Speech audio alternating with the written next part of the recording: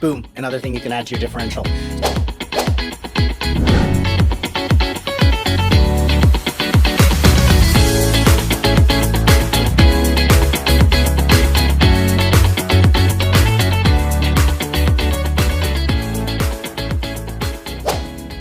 We're here, August 2023, and we summarize the CFP journal for you every month. My name is Dr. Paul Dillon. I'm Dr. Simon Moore. Welcome to CFP Distilled, whether you're listening on the podcast or watching on YouTube. We are so glad you're here. Where do we always start? At the cover. So what do you think about this one? It's a bony, it's a hard, I don't know, I kind of like it. It's osteoporotic.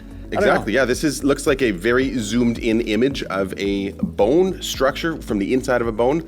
I guess we're just zooming right into the content. I saw this actually recently. I was on safari in Tanzania like 48 hours ago, and I saw it must have been an elephant bone, and you could see the trabecula inside the bone. Incredible. Fantastic. So we got a few articles here. Why don't we start with the clinical review approach to Sialadenitis? And we are going to start in there. Is this something you see in your practice? I see it often enough, and I kind of enjoy picking these up because you know it's going to be a quick diagnosis.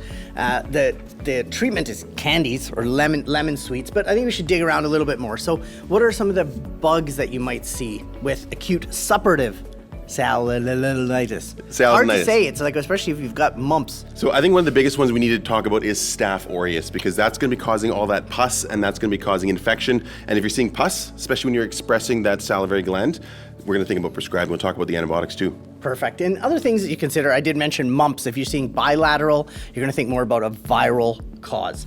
I like this article as basically the article of 100 SAMs, because they talk about so many possible causes. They talk about there could be the infection, there could be the bacteria, but there could also simply be the stone blocking it. Yeah, and they may give you a history of stone, so it might be a real easy slam dunk diagnosis, and they've come in just because of that pressure that's there, or it could have a bit of a fluctuation over the course of the day. So if we see a stone, the next step is going to be imaging, and specifically they want to get an ultrasound. Now, for those of you studying for the SAMs, ultrasound, not going to give you the mark. What do we got to write?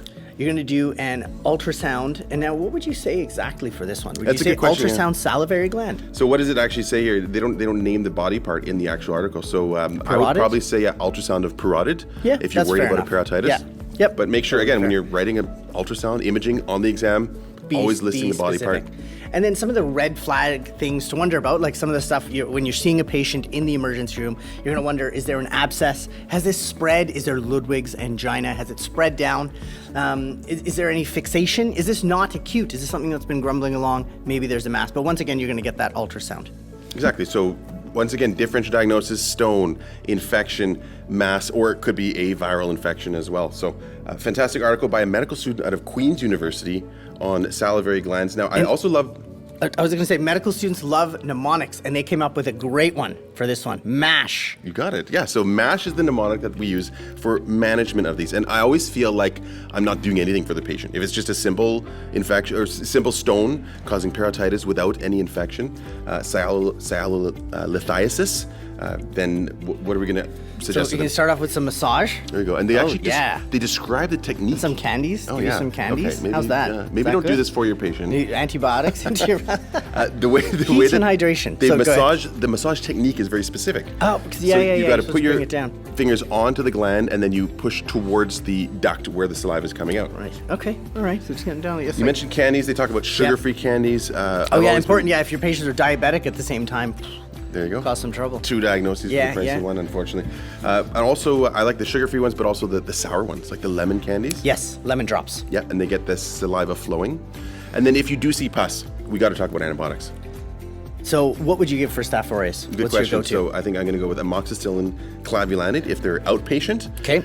But sometimes these people do get really sick. And then are you going to go with kind of IV ceftriaxone, I'm going to guess? I think that's a reasonable option. Yeah. The article says ampicillin and sulbactam. So again, not something that everybody's got in their family medicine clinics. Yeah. Okay. But when you're studying for the CCFP exam, you got to know those ER options as well. Absolutely. That's what family doctors do at the CCFP hospital. And I guess the last question is going to be, look, are these folks getting this for a reason? Is there some sort of autoimmune cause of this? Sure. Could it be Sjogren's syndrome? So that's where you really get into asking those questions at the CCFP exam. For those of you that are studying, it's asking those questions. Is this an acute episode? Was there is there anything else? What else would you examine? Do they have dry eyes? Do they have some other rheumatological condition? That's a great point. Yeah, and just like I said, article of 100 SAMs, another great SAM they could pull out of this is what are the investigations you do if you're worried about Sjogren's. Right here in the article, they talk about the anti-SSA, also known as anti-RO, Anti-RO antibodies. Okay. We'd be worried about an autoimmune condition. So that's a great roundup of sialolithiasis, sialadenitis, infection, and salivary gland issues. Which article do you want to talk about next? I'd really like to talk about the fragility fractures. This is one we were chatting earlier, and you caught me out. When sometimes there's different guidelines, but this is actually a good one that really brings together some of the choosing wisely, appropriately treating our patients. So what does this one say? So we know that fragility fractures happen. Where do they happen? Elderly patients. Usually in the bones, yeah. In the bones, yeah. Broken heart. Yeah, exactly. It doesn't fractures happen, everywhere. yeah. Fractured bank account if you're a resident. Stop. Wrist, hip, spine, and shoulder, common sites in the elderly. But do all of these patients need a BMD, bone mineral density? So not only do they not all need a BMD, but they don't all even need fracs. And that's what blew me away about this article. So what if you've got a 60-year-old lady comes to talk to you about getting her fragility fracture screening? What do you say to her? So I would have said yes, but you told me I was wrong. So until they're 65 and female, you're not even going to do a frax. Yeah, so the CTFPHC recommends against screening females aged 40 to 64 or males of any age. So that's straight word for word from the editor's note. So people who are at highest risk, they're going to come up on the frax. And CFPC exam loves to get you to list out risk factors from what we've seen on the CFPC's website on their old CFPC questions. So what do we need to know about risk factors for fractures? Some of the classic ones are high alcohol intake. Are they a smoker? And then chronic glucocorticoid use. That's always one that comes up. Now, I think that I would want a family doctor to know a little bit more about that. So not just yes or no to steroids, but how much steroids have you used? So is there a dose range? Ooh, that I don't know. But I feel you're asking such a leading question. You're going to know what it is. Yeah, so they actually say 3 or more months cumulative therapy in the previous year at a prednisone equivalent dose of greater than or equal to 7.5 milligrams a day. That's a lot of math. A lot of math, but it makes sense. Those are the people at highest risk of fracture. Interesting. Okay. What does it work out to? 90 days. 90 times 7.5. A lot. 8. A lot of steroids. It's about 1,000. I think it's like less close to 1,000 milligrams. Yeah, and when it comes to 3 months. alcohol, what are the numbers? More than 3 units per day, greater than or equal to 3 units per day. Those are the highest risk. Other risk factors, we talk about rheumatoid arthritis, and then those family history, personal history of things that cause osteoporosis. So we got our type 1 diabetes, osteogenesis imperfecta, chronic liver disease, those kinds of things. Yeah, chronic malnutrition. That's something, once again, you're going to see in the elderly. When you're thinking about that cohesive look at the psychosocial aspects of a patient presenting, that's where they're going to ask you questions at the CFPC hospital. Okay. So those are the folks, the first step of the 2-step process is you should get a frax without a BMD. Okay, and then what do you do at that stage? Well, it depends what the patient wants. Okay. So I love the little infographic here because they got a picture of a brain and medicine in it. So if they're thinking about pills, well, you don't give the pills yet. You say, you're the ones who qualify for a BMD. Do a BMD. And then you put it all together, and then you re-estimate the fracture risk with the BMD T-score and the frax, and then you can decide on medications. And then you got to talk to your patients about what are some of the side effects of the medication, how to take the medication appropriately. All right, so let's move on to the next article here. Let's take a closer look at a case report. I think this one's really cool. The Diabetic Amyotrophy. So this is a guy who was admitted to hospital, shows up all of a sudden, I got severe pain down my leg. Interesting. And one leg. He's got this severe pain down one leg. Yeah. He's got weakness as well. So admitted to hospital, diabetes is a risk factor. They're thinking stroke. So how would you investigate that?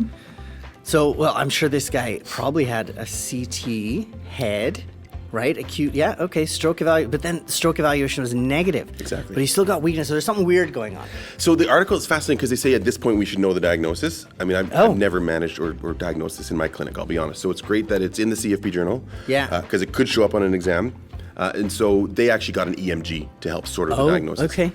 So that brings up a great point, though, because we don't have EMG at my rural center. We have to refer them out. So it's something to think about is what resources do you have available at the CFPC hospital at the exam? So you have an EMG. Amazing. Exactly. So you refer for that, you get it back quickly at the CCFP hospital, hopefully, and then they say there's going to be one of these diagnoses. They all mean the same thing. So many names for the same condition. Diabetic lumbosacral plexopathy, Burns-Garland syndrome, diabetic myelopathy, and diabetic lumbosacral radiculoplexus neuropathy. They're clearly not charging by the word here. And that's it, because I love these like names, the eponyms, but like Burns-Garland syndrome, I've not heard of that before. Interesting. So the one thing that they didn't do for the guy in the case, but they suggest, is doing a second MRI of the lumbosacral plexus, trying to find is there a mass there compressing, causing these symptoms. Okay, fair enough. So that's a good point about keeping your differential broad. Yeah. And I think that's what they're going to want to see, is that you do have that thought about what else could be causing this anatomically. That's fair. So I'm going to put you on the spot here to try and make a point that suppose this showed up on your SAMs, you didn't know the answer, and it said, how do you manage this case? Or it comes on your SUS.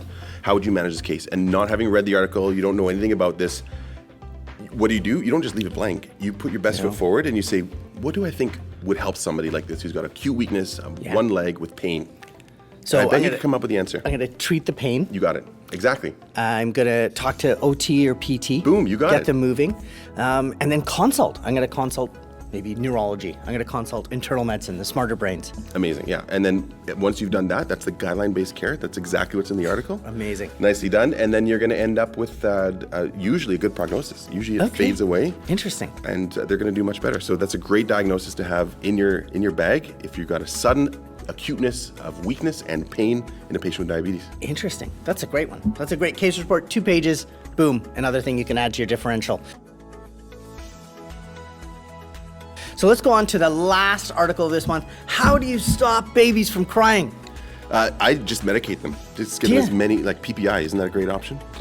Not for infants. Oh dear. So we've known this now. We've seen a couple of articles over the last year about this. About some of the, like the number needed to treat. I think you were saying, Simon, was something like 10? Number needed to harm is 10. Number needed to harm. Yeah. 10, that's crazy. So for every 10 kids that come to you and the parents say, oh, they got a bit of spitting up or they got a bit of fussiness, you give them a PPI, 1 in 10 you're going to harm with pretty serious side effect. We're thinking things like respiratory illness, pneumonias. Yeah, so it's shocking. So what happens with these kids? Like you tough it out, and by a year this is resolved. And what they're going to have an arching back. They're going to be crying. They're maybe vomiting, a bit fussy. What are red flags? What would make you worried in a history? Well, obviously things like vomiting blood or losing weight. But I always remember this story of a doctor named Dr. Jeffrey Blair. He's a pediatric surgeon at BC Children's, and he gave this lecture where at the end of the lecture, he stood up on the table and jumped and yelled at the classroom of medical students and said, "Beware the baby that vomits green." And you know how good of a teacher this guy was? I wasn't even at the lecture and I heard this story. I learned this teaching point because it was such a dramatic story. And you shared it again. This guy is teaching generations of students. Exactly. So I hope his legacy lives on. I don't think he's actually dead yet, though, so maybe you shouldn't talk about him like he's dead. But he would be very proud to hear that. And so a good summary is basically most kids get better after a year. Don't give PPIs to infants. And watch out, beware the harms. Maybe, pneumonia. As a parent, you leave the family doctor's office and you're like, they did nothing for me. So my kids got regurg and they said, I'm not going to give you PPI. So what can we do? There's some treatments that we can offer them. So we got smaller, more frequent feeds, sure. Thickening the feeds, changing up the feeds. Yeah, I think you put in some actual infant cereal, mix it in with the feeds. Okay. I mean, you could bring in a lactation consultant. I'm pretty sure that it doesn't say lactation consultant. It says an expert who is trained in helping with breastfeeding. There you go. A breastfeeding assessment by trained individuals for breastfed in-infants. I don't know how the lactation consultant. I think that's the same thing as a lactation consultant. Okay. But and then at the very last thing, another key point to remember is maybe we're missing another diagnosis. Oh, interesting. So cow's milk allergy. So something, to consider. Not as common as I think TikTok might have you believe, but something to consider.